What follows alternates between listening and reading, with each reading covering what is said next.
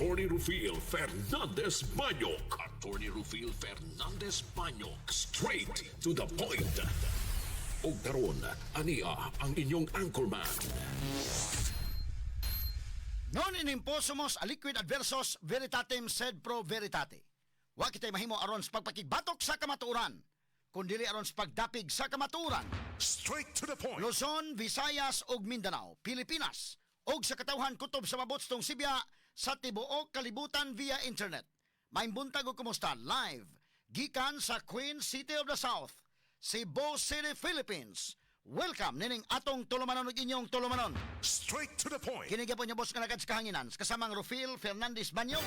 Mao'y palay makig-uban kaninyo nining laing adlaw sa atong pagpakigbisog. Adlaw karon mahigala nga Lunes pizza 23 na.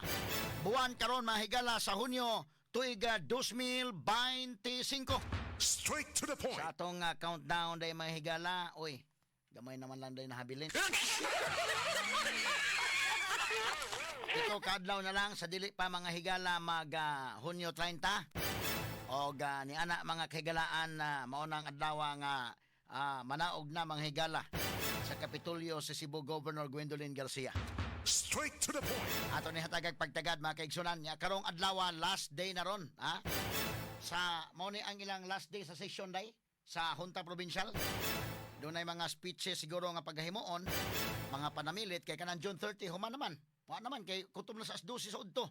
So karon ang ilang kwan session. So atong atngan dito kasama ang rem Remark Pugoy o si Andy RV Veloso baka kamo dito.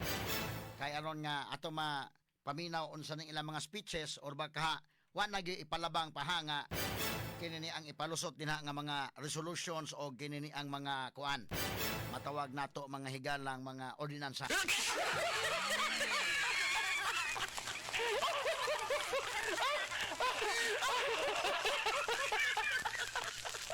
Ato lang agi katawa mga sukit dig paminaw. Pero sa pikas bahin atong hatagag pagtagad kay dunay low pressure area nga naapas gawa sa Pilipinas nahimo ng usa ka tropical depression o padayong gimonitor sa Pag-asa. Straight to the point. Samtang sa laing bahin usa ka 28 anyos nga call center agent nahagbong matud pa. Gikan sa ika-18 nga andana sa usa ka condominium building diri sa habig sa may Banilad, Dakbayan sa Mandawi.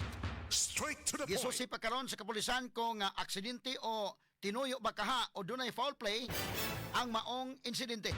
Straight to the point. Samtang sa laing bahin Municipal Health Office sa lungsod sa Katmon ni Mando sa usa ka poultry farm sa may barangay Katmundaan nga sulbaro ng isyo sa sanitation sa ilang pasilidad hinungdan sa pagsiaw sa daghang langaw nga nakapulisyo sa mga residente. Straight to the point. O samtang sa pikas bahin may gala sa kauluhan 26 ka mga Pinoy ang nakabiya na sa Israel human ni pahimo sa voluntary repatriation sa gobyerno. Subay sa tensyon dito sa Middle East. Straight to the point. Samtang doon na pa'y 200 ka mga Pinoy gikan sa Israel o Iran nga gusto nang mapauli sa nasod sa kabalaka nga maapektuhan sa conflict labot sa Iran o sa Israel.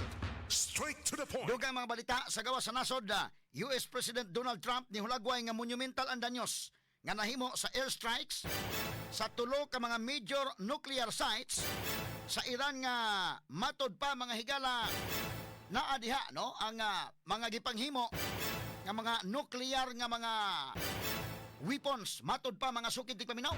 Straight to the point. Naganta nagpagtagad karon mahigala no.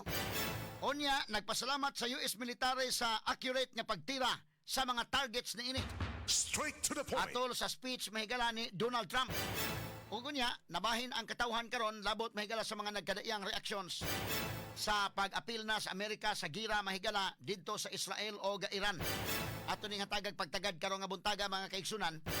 Unsa man kining pag-apil sa Amerika niining maong gubat, mao ba ni mahigalay maka paspas nga mahunong na balik na tas kalinaw or mao ba ni mahigala ang mo-escalate unya mahimong pabilo mahigala sa mas labaw pa nga gira.